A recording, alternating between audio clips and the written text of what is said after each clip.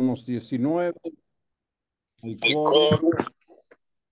Buenas tardes a todos. Seguimos adelante. Ya estamos en el sexto encuentro. eh, y como siempre, ¿no? Se han dado cuenta, vamos leyendo todos los pasajes de los evangelios que tienen que ver con la resurrección, solo de los evangelios, no de las cartas de San Pablo.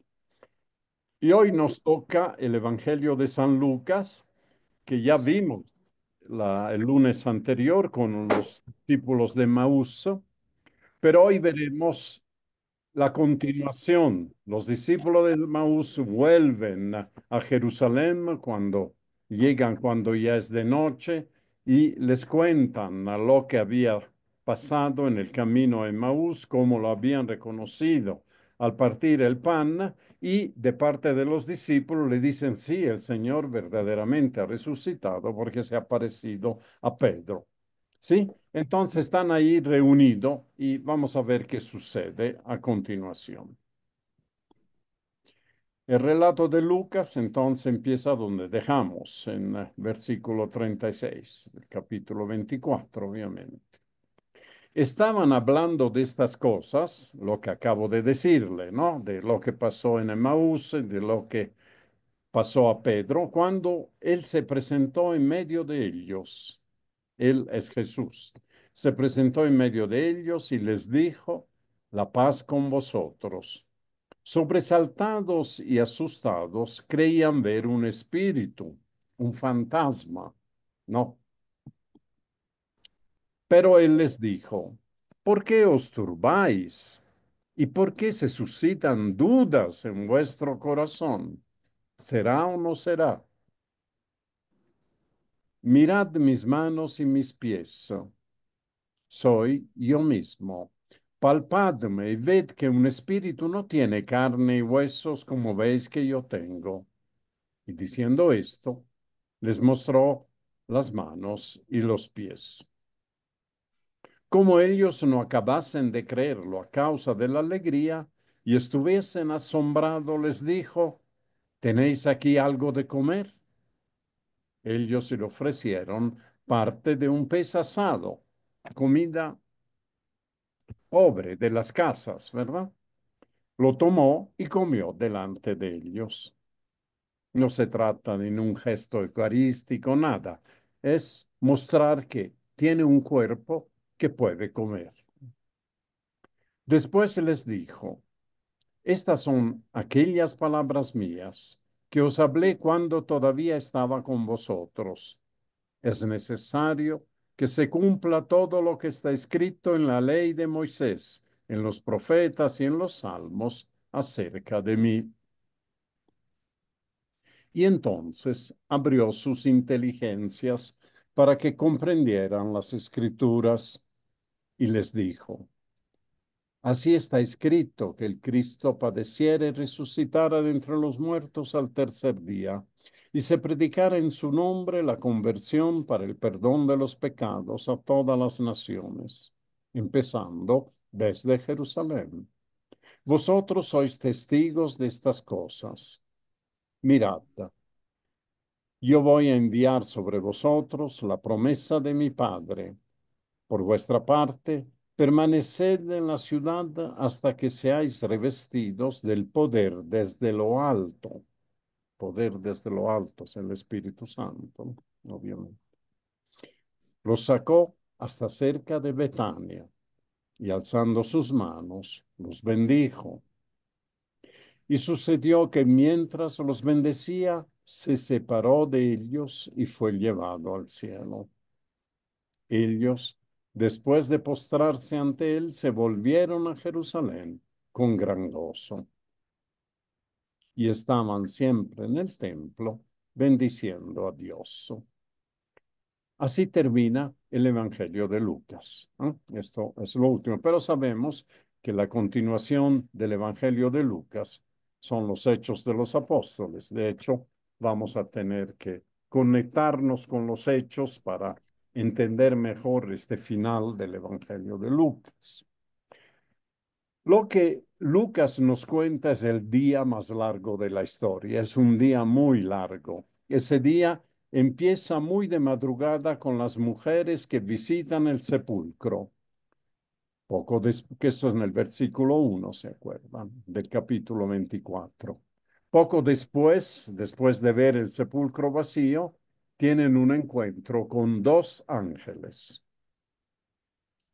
Más tarde, en la mañana, y esto está en los versículos 9 y 12, si tienen delante el capítulo 24 de Lucas, pueden corroborar lo que estoy diciendo.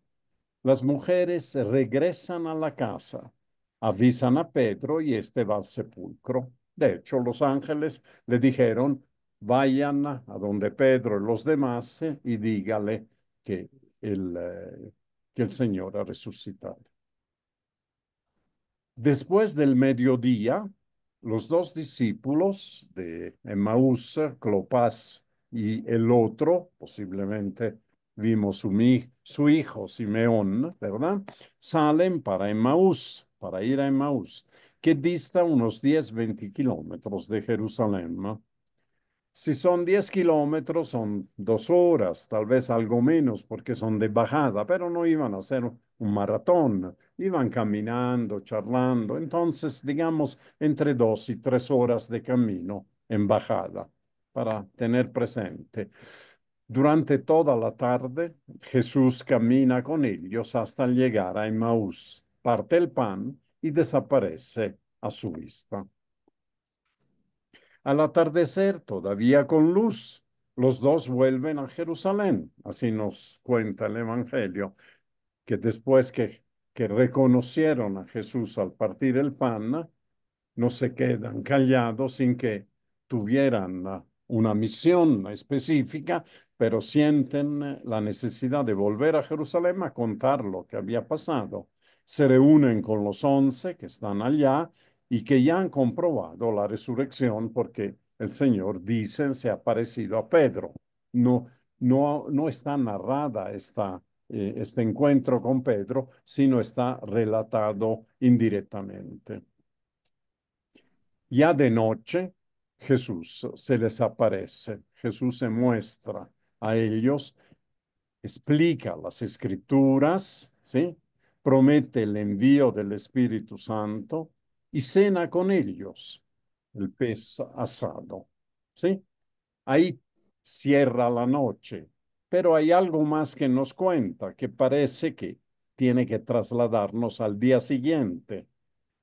Lucas da a entender que esa misma noche, o muy de madrugada, más probablemente, lunes de noche, la gente no podía salir de la ciudad, se cerraban las puertas y todo lo demás. Entonces, más probable que muy de madrugada el lunes, Jesús estuvo toda la noche explicando las escrituras, ¿verdad? Y en la madrugada los lleva de camino a Betania, así nos cuenta, que es a los pies del Monte de los Olivos. No se ve desde Jerusalén, está detrás del Monte de los Olivos. Y de ahí asciende al cielo. Todo entonces en 24 horas y todo en Jerusalén. Lucas no conoce apariciones en Galilea, no conoce que resucitado haya ido a Galilea. Todos se desarrollan en Jerusalén y veremos por qué al final. Es dentro de su esquema. Hemos visto que a diferencia de la pasión, donde cada evangelista narra hechos históricos con pequeñas diferencias, un relato más, un relato menos, un episodio más, uno menos.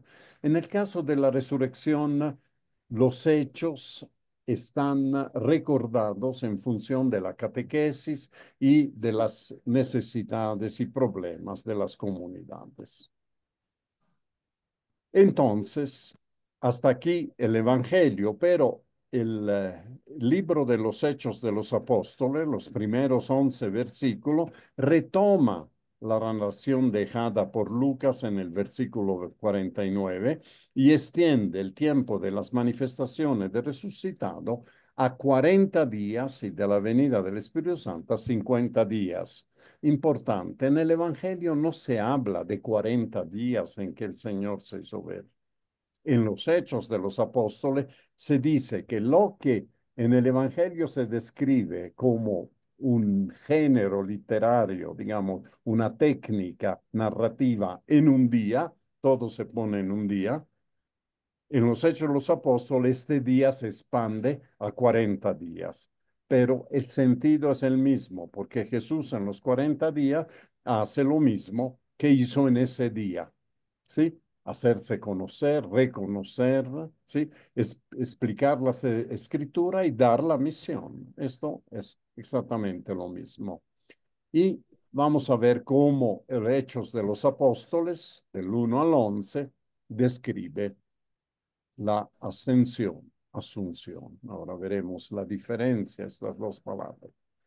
El primer libro lo escribí Teófilo, sobre todo lo que Jesús hizo y enseñó desde un principio, hasta el día en que, después de haber dado instrucciones por medio del Espíritu Santo a los apóstoles que había elegido, fue llevado al cielo. Sí, esto es el resumen del Evangelio de Lucas, que empieza también dedicando su escrito, su texto a este Teófilo, a este cristiano posiblemente notable.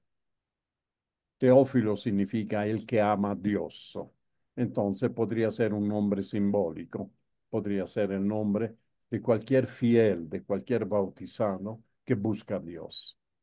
A estos mismos, después de su pasión, se les presentó, dándoles muchas pruebas de que vivía, apareciéndoseles durante 40 días. Aquí están los 40 días, y hablándoles acerca de lo referente al reino de Dios. Mientras estaba comiendo con ellos. ¿Se acuerdan en Lucas? Comió con ellos este pez asado. Entonces, mientras estaba comiendo con ellos, retoma lo que el Evangelio había narrado, les mandó que no se ausentasen de Jerusalén, sino que aguardasen la promesa del Padre que oísteis de mí. Esto le dijo en la cena, ¿no? Serán revestidos del poder de lo alto, es decir, del Espíritu Santo. La promesa del Padre es otra manera de decir que oísteis de mí, que Juan bautizó con agua, pero vosotros seréis bautizados en el Espíritu Santo dentro de pocos días. Aquí se precisa, ¿no? La venida del Espíritu Santo, el tiempo de la venida. Los que estaban reunidos le preguntaron, Señor, ¿es en este momento cuando vas a restablecer el reino de Israel? Uno diría totalmente despistado. Les está hablando del Espíritu Santo, le está hablando de interpretar la escritura, pero también en el fondo siguen, ¿no? Con el corazón en la liberación, en todo eso. Esperan que se restablezca el reino de Israel, no dicen el reino de Dios. El reino de Israel es la monarquía davídica. Jesús con mucha paciencia le contesta, a vosotros nos toca conocer el tiempo y el momento que ha fijado el Padre con su autoridad, sino que recibiréis la fuerza del Espíritu Santo que vendrá sobre vosotros y seréis mis testigos en Jerusalén, en toda Judea y Samaria y hasta los confines de la tierra. Se ya les habla que tienen delante otro tipo de misión, digamos, que no restablecer el reino de Israel, sino anunciar el Evangelio con la fuerza del Espíritu Santo y con su testimonio a toda Judea, Samaria y hasta los confines de la tierra, quiere decir, todas las naciones. Y dicho esto, fue levantado en presencia de ellos y una nube le ocultó a sus ojos. Bueno, en nuestros catecismos nos han enseñado de una manera muy pedante, a mi criterio, la diferencia entre ascensión y asunción. La Virgen María fue asunta al cielo porque evidentemente no tenía alas para llegar al cielo, para decirlo en términos sencillos, ¿no? Tenía no tenía la fuerza. A la fuerza se la daba el Padre. El Padre la, la lleva, ¿no? La sube al cielo. Mientras en el caso de Jesús nos enseñaban que Jesús por ser Dios, por ser parte de la Trinidad, no necesita una soga para llegar al cielo, para decirlo otra vez en términos sencillos. Entonces, ascender significa que él mismo, con sus propias fuerzas, ascende. Una lectura precisa de los evangelios y de los hechos también en este caso, nos muestra que la cosa no es así. El Padre es el que resucita al Hijo. Es el Padre el protagonista de los eventos que tienen que ver con el Hijo. Y aquí lo dice claramente. Dicho esto, no es que se levantó, ¿no?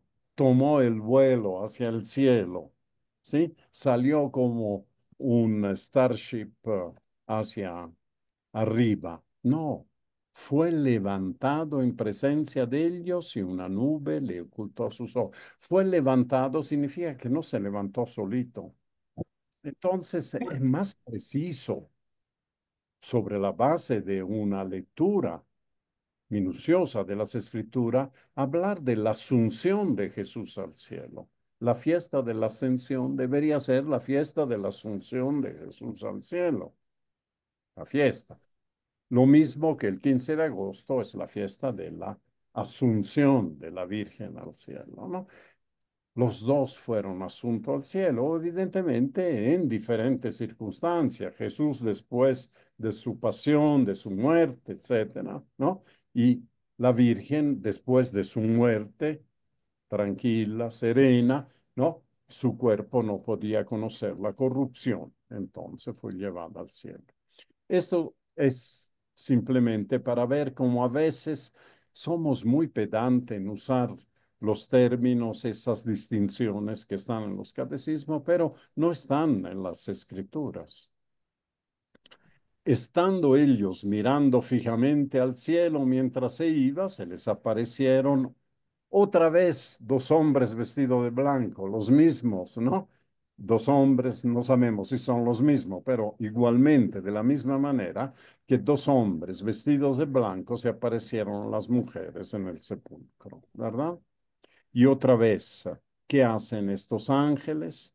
Le enderezan la mirada. Le dijeron, Galileo, ¿qué hacéis ahí mirando al cielo? No es el momento de mirar hacia arriba. Este que os ha sido llevado, este mismo Jesús, vendrá así tal como lo habéis visto subir al cielo. Entonces, su mirada tiene, vayan, vuelvan a Jerusalén, esperen el Espíritu Santo.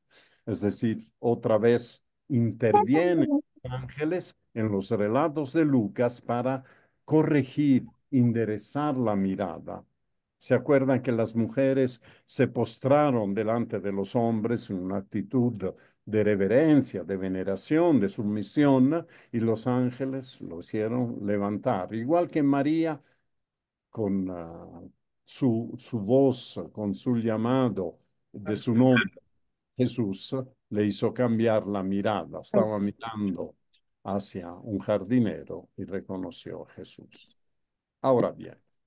Vamos a ver una visión de conjunto. Volvemos a la lección del Evangelio de Lucas, ¿no? Hay una equivalencia clara entre el largo día del Evangelio de Lucas, diría el día más largo de la historia por las cosas que sucedieron en ese día, y una equivalencia con los 40, 50 días de los hechos que la iglesia los ha tomado, además, en la liturgia. En la liturgia nosotros no conocemos, como en el Evangelio de Juan o de Lucas, que en el día de la resurrección se hizo todo.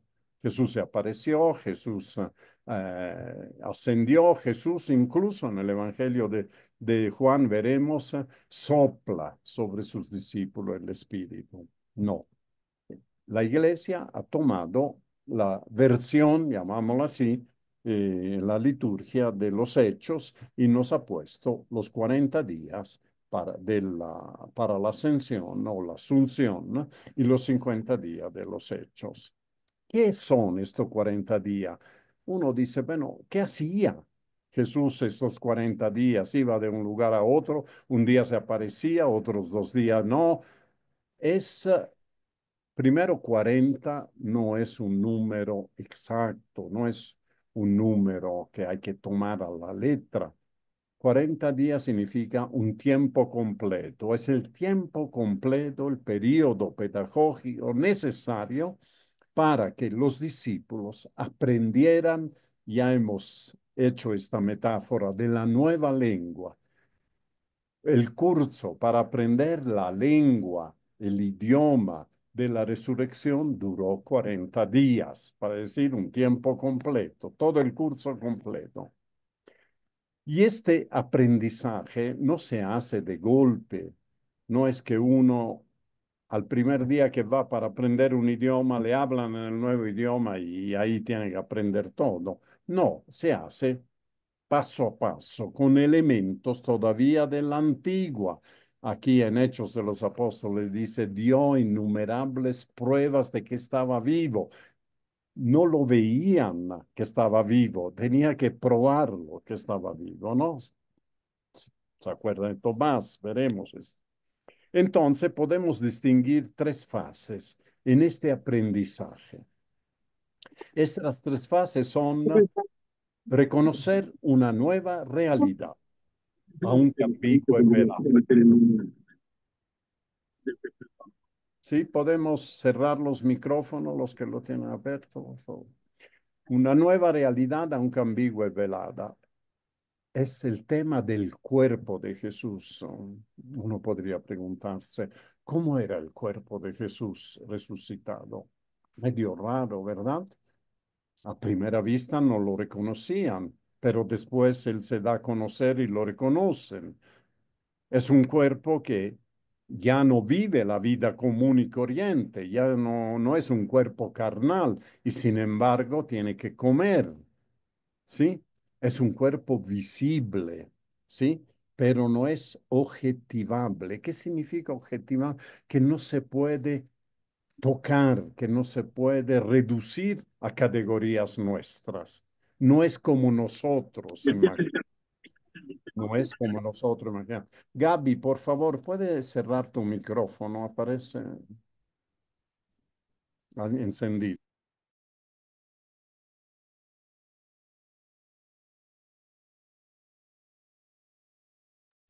Francesco, tú has cerrado.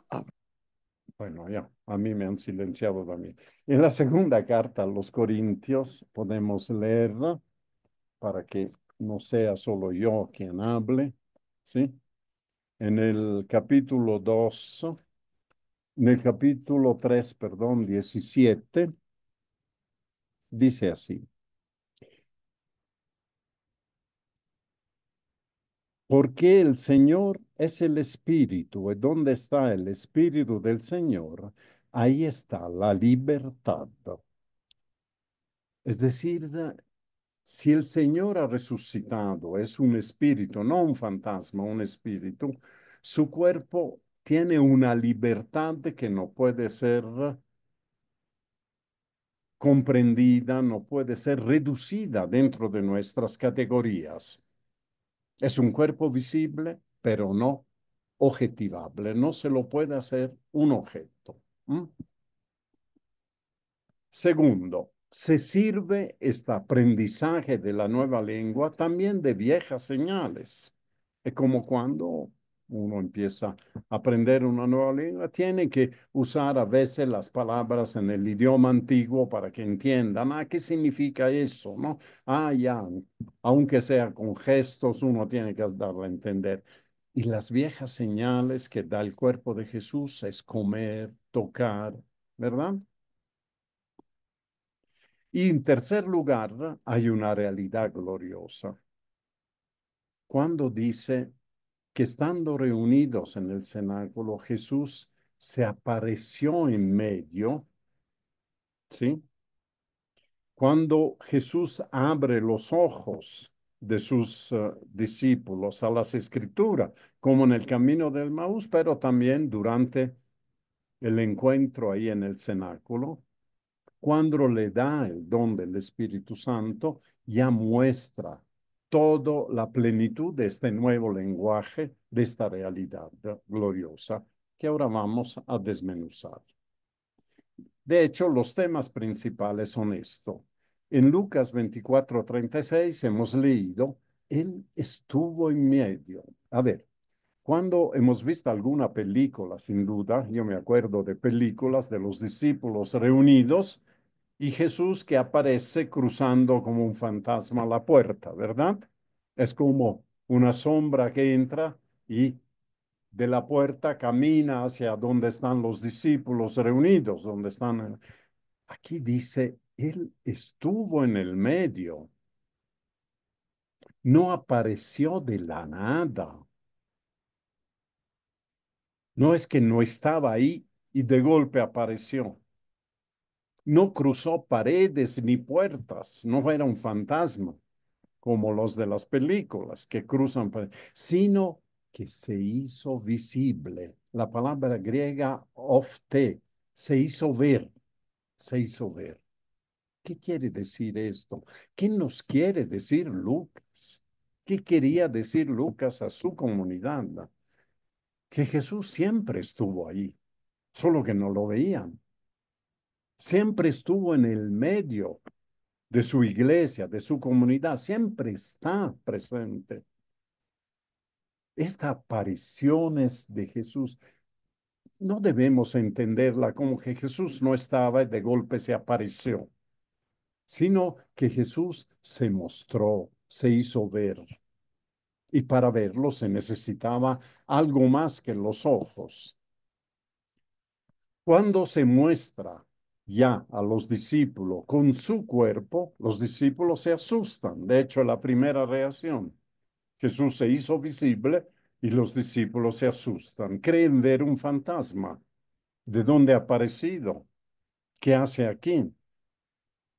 En realidad, de lo que están viendo es un grado superior de corporeidad. Es un cuerpo, pero ya no es un cuerpo carnal como era antes de su muerte. Es un cuerpo que puede ser visto solo con los ojos de la fe. Veremos, dentro de un momento leeremos este texto fundamental de la primera carta a los Corintios para entender un poquito más en qué consiste esta transfiguración del cuerpo que nos enseña como nuevo idioma, como nueva lengua, el Señor resucitado. De incrédulos por miedo, pasan a incrédulos por la alegría. Jesús les muestra las manos y el costado. Entonces ahí la alegría no lo puedo creer, decimos, ¿no? Nosotros también tenemos una expresión, no lo puedo creer, qué lindo. Ayer vi por televisión un ratito la final de un torneo de golf y realmente fue para átono, para no cardíaco, como dice. Y al final el que ganó se arrodilló y realmente empezó a llorar y sacó todos sus nervios, toda su tensión, ¿no? Se desahogó completamente. Incrédulos, pero no podía creer que había ganado después de varias vicisitudes. Bueno, las dudas de los discípulos, volviendo a nuestro tema principal, consiste en ver sin percatarse. Vieron a Jesús que apareció, se hizo visible en medio de ellos, pero no se percataron de que era un cuerpo diferente el que estaban viendo. De hecho, la pregunta que nos hacemos, ¿cómo imaginar el cuerpo de Jesús, de Cristo resucitado, si esto no es reducible a nuestras categorías humanas, carnales? Hay señales que nos da Jesús que nos muestran algo de esa realidad, pero hay otras que son diferentes. no se reduce. Para los judíos ya les he explicado, resucitar significaba resucitar con el cuerpo, no tenía sentido el alma. El alma es un invento de los griegos, ¿verdad? El, para la cultura semítica, los judíos en particular, hay una unidad del cuerpo y del espíritu. Entonces, si uno resucita, resucita con el cuerpo, pero no con el mismo cuerpo, no con el mismo cuerpo.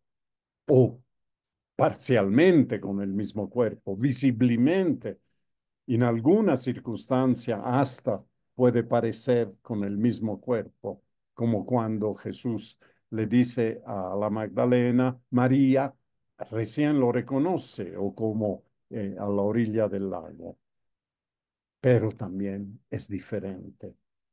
Más que resucitar, transfigurar sería una palabra más correcta. Es un cuerpo glorioso sin pesadez, eso es un término que usaban los teólogos medievales, la agilidad del cuerpo de Cristo que podía estar en un lugar, en otro, que no es la de un cuerpo humano, carnal, mortal, pero que se manifiesta solo a los ojos de la fe. La diferencia de ver y percatarse es que si uno ve sin la fe, no se percata. Si ve con los ojos de la fe, se percata. Esa es la diferencia. Leemos entonces este texto fundamental de la primera carta a los Corintios, que dice, no toda carne es igual. Es Pablo que explica a los corintios en qué consiste la resurrección, cómo será la resurrección. Entonces Pablo pedagógicamente les explica, no toda carne es igual, sino que una es la carne de los hombres, otra de los animales, y otra de las aves, y otras de las peces. No está hablando aquí de la carne de los músculos, está hablando de lo carnal, de lo mortal, podríamos decir, del hombre, del cuerpo mortal, ¿no?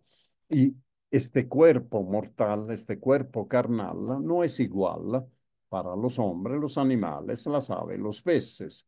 Hoy la ciencia podría decir, sí, todos están hechos de los mismos átomos, de la misma molécula y todo lo demás, pero no se refiere a eso, a esta materialidad.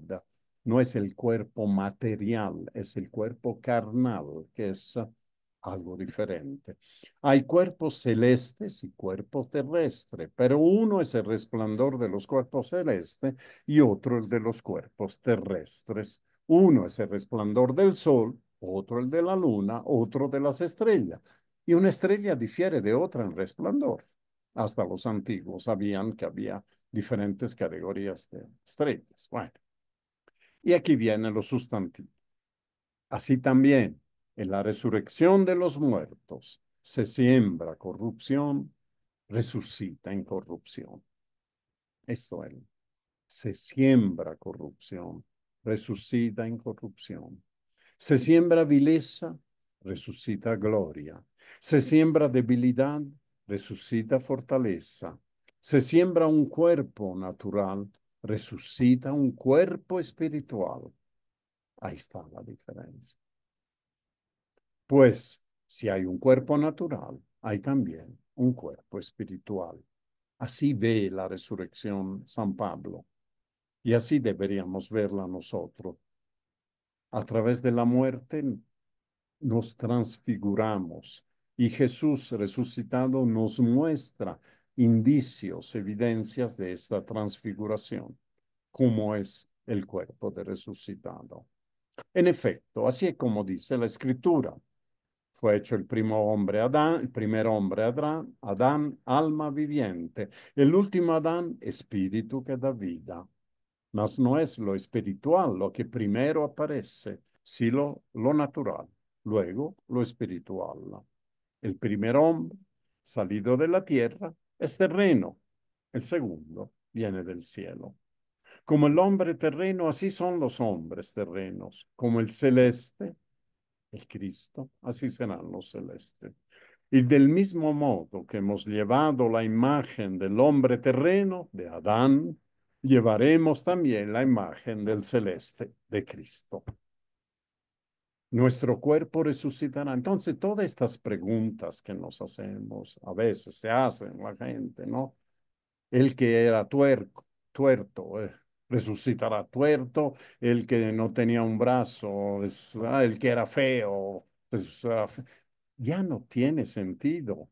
Esta es la imagen del hombre terreno, sino que resucitaremos como imagen de Cristo. Dejaremos de lado todas estas carnalidades, podríamos decir, que afeaban el cuerpo, afeaban la existencia.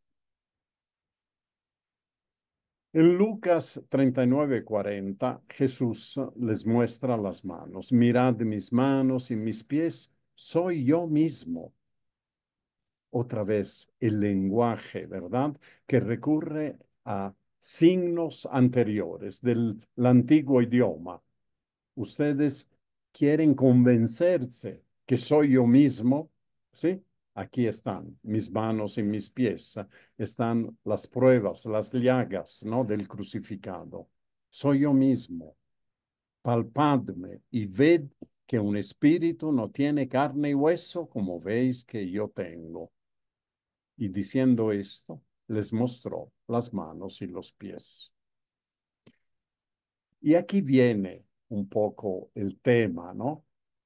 La evidencia física de las manos y de los pies, igual que el sepulcro vacío, no son suficientes para la fe.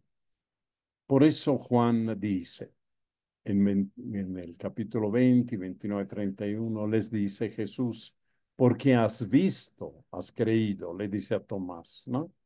Dichosos los que no han visto y han creído. La fe es la que nos permite ver. Sin la fe podemos ver señales y no entenderlo. La fe es el traductor, si quieren, de los signos del idioma antiguo al idioma nuevo. Estas han sido escritas, estas palabras, este evangelio, para que creáis que Jesús es el Cristo, el Hijo de Dios, y para que creyendo tengáis vida en su nombre. Es el final del Evangelio de Juan, después está el capítulo 21, que es un apéndice, pero el final que está escrito para las comunidades que ya no tienen el testimonio directo de los apóstoles, ya han muerto los apóstoles. Y las comunidades se preguntan, ¿cómo vemos a Jesús? ¿Dónde está Jesús? ¿Cómo podemos verlo? Los discípulos vieron, entonces ver no es suficiente, pero no creyeron. No basta ver para creer. Vieron el sepulcro vacío y no creyeron, se volvieron a su casa asombrados.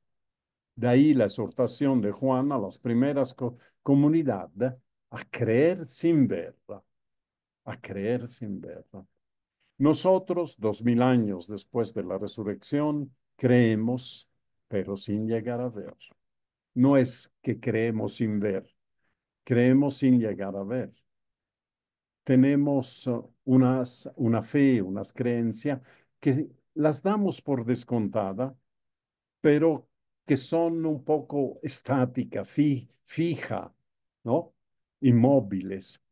Y esta no nos dejan ver. Es verdad que creemos sin ver, porque a Cristo no lo vemos, pero ni siquiera hacemos el intento de verlo. Porque con la fe sí podemos verlo. Nosotros creemos sin llegar a ver. Y esto vuelve nuestra fe abstracta. Esta es la palabra. ¿Crees de qué fe eres católica? ¿Crees en la resurrección de Cristo? Claro que creo. Bueno, ¿y qué? Una fe abstracta que no nos mueve a tratar de ver a través de nuestra fe. Nuestra fe es para ver. La enseñanza del relato es que hay que creer para ver, yo diría para llegar a ver, y así ponerse en sintonía con Cristo a partir de su iniciativa, no la nuestra. Permíteme dos ejemplos para aterrizar. Una era de una película que por curiosidad vimos que hace 3 días, creo, era Santa Gemma, eh, mm, ¿cómo se llamaba? Galvani, algo así. Una santa de la Toscana, de Lucca, que murió muy joven, 24 años, pero que tenía visiones de Jesús. Nadie lo veía Jesús, pero ella estaba en la cama muy enferma, tuvo una vida muy complicada, pero veía a Jesús. Es decir, igual que muchos místicos, cuando se tiene una fe tan intensa, tan profunda, se puede llegar a ver. Y otra de padre Francesco Rossi, que ha sido mi maestro de Biblia, de espiritualidad en mi juventud, que murió a los 98 años, hace un año. Y los últimos tiempos, la gente que lo visitaba, algunos alumnos, algunos amigos le decían, ¿y te has preguntado cómo será el encuentro con el Señor? ¿Cómo verás al Señor? Y él muy tranquilo le respondía, pero la verdad que yo lo encuentro todos los días, ver a Jesús todos los días. Pero para verlo se necesita una fe profunda. Sin la fe, él no se deja ver, porque en el final es él que se deja ver frente a una manifestación de fe que no le deja otra posibilidad que dejarse ver. El resucitado endereza a la persona. ¿Se acuerdan de María Magdalena que miraba hacia un lado, se dio la vuelta, se convirtió para ver a Jesús? Y su mirada, ¿no? También de los discípulos también miraban hacia Emaús, los discípulos de Emaús miraban hacia Emaús, miraban hacia esa liberación política de los macabeos y Jesús les dirige la mirada, le endereza la mirada, él se la dirige hacia Jerusalén, se dan media vuelta y van a Jerusalén. Los discípulos frente a la asunción de Jesús se quedan mirando al cielo, y los hombres, los ángeles, los hombres vestidos de blanco le dicen, ¿por qué miráis hacia el cielo? Mirad hacia abajo, hacia Jerusalén. Tienen que irse a su casa y esperar al Espíritu Santo. Ver las escrituras. Una manera de ver a Jesús es seguir su enseñanza de verlo en las escrituras, de verlo profetizado en las escrituras. Después se les dijo, estas son aquellas palabras mías que os hablé cuando todavía estaba con vosotros. Es necesario que se cumpla todo lo que está escrito en la ley de Moisés, en los profetas y en los salmos acerca de mí. Y entonces abrió sus inteligencias para que comprendieran las escrituras. Es lo mismo. Las escrituras son como el cuerpo de resucitado. Está allá, pero no la ven, ¿no? Las escrituras están ya lo que dicen de Cristo, pero no lo entendemos, no lo vemos. Se necesita que Jesús nos enseñe a leerlo. Jesús hace una lección, no como la mía humilde, sino una lección profunda que abre la inteligencia y que les permite comprender las escrituras. Y les dijo, así está escrito que el Cristo padeciera, resucitara de entre los muertos al tercer día y se predicara en su nombre la conversión para el perdón de los pecados a todas las naciones, empezando desde Jerusalén, porque Jesús no ha venido a cambiar la religión judía, ha venido a llevarla a cumplimiento, no ha venido a cambiar el plan de Dios en la historia, que empezó con el pueblo de Israel a través de toda su historia, sino a llevarlo a cumplimiento. No, vosotros sois testigos de estas cosas. Y esto es lo que hemos leído antes. Entonces, entendemos que las escrituras son como el cuerpo del resucitado. Si solo la leemos con los ojos de la carne, leyendo del lado científico, del lado, qué sé yo, antropológico, del lado histórico, no llegamos a comprenderla. No basta estudiarla como se estudia cualquier libro, cualquier materia. Cuando las leemos con los ojos de resucitado, se nos revelan en todos sus alcances. Jesús es el que nos abre la inteligencia para comprender las Escrituras. De manera que la relación entre el Antiguo y el Nuevo Testamento es bien interesante. Hubo momentos en la iglesia, alguna vez les he comentado, de que había movimiento que decían el Nuevo Testamento, el Viejo Testamento, el Antiguo, es el Viejo Testamento, ya no sirve. Es como el coche viejo que ya no sirve, ¿verdad? Entonces hay que rematarlo, hay que desmantelarlo, no sé qué, ya no sirve. Solo el nuevo vale. Pero hay un movimiento de ida y vuelta entre el antiguo y el nuevo.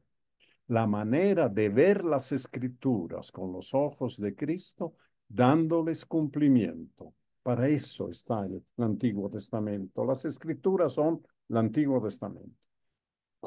Leída con los ojos de Cristo, nos abren a la inteligencia de la vida de Cristo, de su pasión y de su resurrección. Pero al mismo tiempo, la nueva realidad de Cristo es Cristo que abre la inteligencia. Sin la resurrección de Cristo, el Antiguo Testamento no tiene todo el sentido que quiso darle el Señor. Entonces, ilumina la nueva realidad de Cristo, iluminada por los libros del Tanakh, que son la ley, los profetas, la sabiduría. Uno el otro. Todo empieza con la resurrección, ¿no? Con la resurrección entendemos las escrituras y las escrituras nos ayudan a entender la novedad. Algunos dicen que el Nuevo Testamento es el Antiguo Testamento filtrado por la resurrección de Cristo, ¿verdad? Entendido a través de la resurrección de Cristo. El rol de Jerusalén en el Evangelio de Lucas es importante. El Evangelio de Lucas empieza en el templo, ¿se acuerdan? Con Zacarías, ¿no? Que se queda mudo después de recibir la visita del ángel que le anuncia que va a tener un hijo, y termina en el templo, empieza en el templo, termina en el templo de Jerusalén.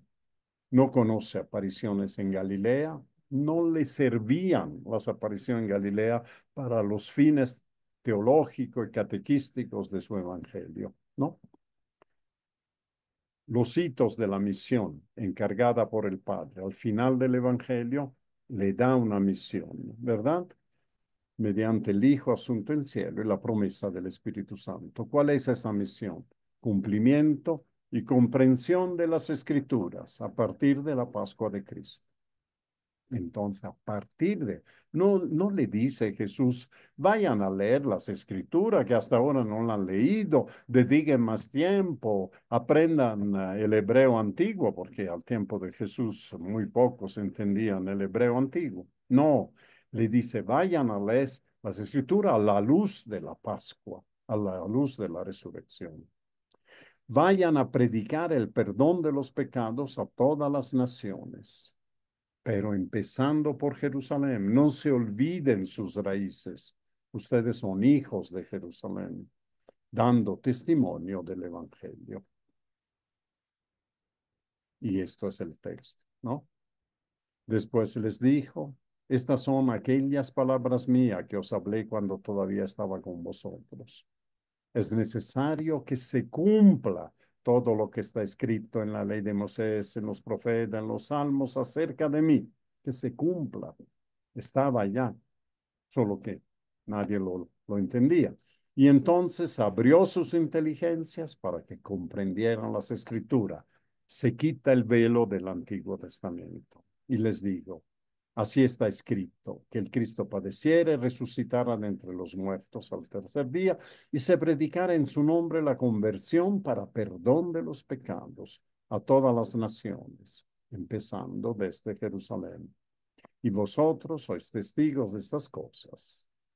Mirad, yo voy a enviar sobre vosotros la promesa de mi Padre, el anuncio del Espíritu Santo, para que esa misión sea efectiva, eficaz. para que no sea una misión de hombres, sino una misión divina. Y como meditación sobre los dos textos que hemos leído, del final de Lucas, el comienzo de los Hechos, pensemos que hay quien ve pero no cree la tumba vacía, ¿verdad? Todos ven la tumba vacía, pero eso no es suficiente para creer. Tampoco una aparición es suficiente para ver. Puede ser un fantasma, una alucinación. Otros creen sin haber visto. La bienaventuranza de Juan 20:29, felices los que han creído sin haber visto, ¿verdad? Otros creen sin haber visto. ¿Nuestro rol cuál es? Nosotros, los bautizados, creemos sin ver, pero creemos también sin esforzarnos de ver. Tenemos una fe que es abstracta, teórica, que no la ponemos en duda, pero tampoco nos dejamos cuestionar por esta fe, nos dejamos empujar a tratar de ver, a pedir al Señor que se deje ver. Y no necesariamente que se deje ver como a María Magdalena o como a Pedro o como a los discípulos de Maús, pero que se deje ver en la circunstancia de la vida en que nos encontramos, donde nos ha enseñado el Evangelio de Lucas, Él está siempre en el medio, Él está siempre en el medio de la iglesia, solo que no lo vemos. Ojalá le lográramos ver. Él mismo nos ha dicho, donde dos o tres están reunidos, yo estoy en medio de ustedes. Ahí está. Basta que dos o tres estemos, Él está. No lo vemos, pero ojalá podamos verlo teniendo una fe más robusta, una fe a prueba de visión humana. Nuestra meta, llegar a ver, porque creemos, porque nuestra fe es tan grande que logramos ver al Señor, ¿no? Escogido está, ya que se habla de misión, esta oración misionera que dice, Padre de bondad, tú que eres rico en amor y misericordia, que nos enviaste a tu Hijo Jesús para nuestra salvación, escucha a tu iglesia misionera, que todos los bautizados se van a responder al llamado de Jesús. Vayan y hagan que todos los pueblos sean mis discípulos. Fortalece con el fuego de tu espíritu a todos los misioneros que en tu nombre anuncian la buena nueva de María, Madre de la Iglesia, estrella de la evangelización. Acompáñanos y concédenos el don de la perseverancia en nuestro compromiso misionero. Amén. Y para pasar a la acción, ya que estamos cerca al final, reflexionemos sobre el sentido, el contenido de nuestra misión. Hemos hablado en anteriores reuniones, en anterior encuentro, sobre que todos los bautizados tenemos una misión. Los bautizados de base tienen una misión intraeclesial, dentro de la iglesia, mientras los llamados a seguirlos a Jesús de manera exclusiva tienen una misión hacia afuera, hacia la gente. Entonces, los pasos, el contenido de nuestra misión es la lección, el conocimiento, la inteligencia de las escrituras, el anuncio a todos, reconocer la presencia vivificante, de fortaleza que nos da el Espíritu Santo, el testimonio, el perdón y la reconciliación, no solo la confesión. Parte de la misión es esto, anunciar el perdón, la reconciliación, con base en la misericordia infinita de Dios, con la mirada orante en Jesús glorificado, del cual viene toda esta gracia de poder ser sus misioneros. Y como canto final, que ustedes pueden escuchar haciendo clic acá, es el canto del testigo, ¿verdad? Por ti, mi Dios, cantando voy, la alegría de ser tu testigo, Señor. Y muy linda la letra y inspirada un poco a la experiencia de Jeremías, pero que se aplica a cada uno de los bautizados. Y con esto podemos terminar, me imagino. Dejamos de compartir. Sí, aquí estamos todos. Somos 25, como siempre, algunos pido permiso, pero enciendan sus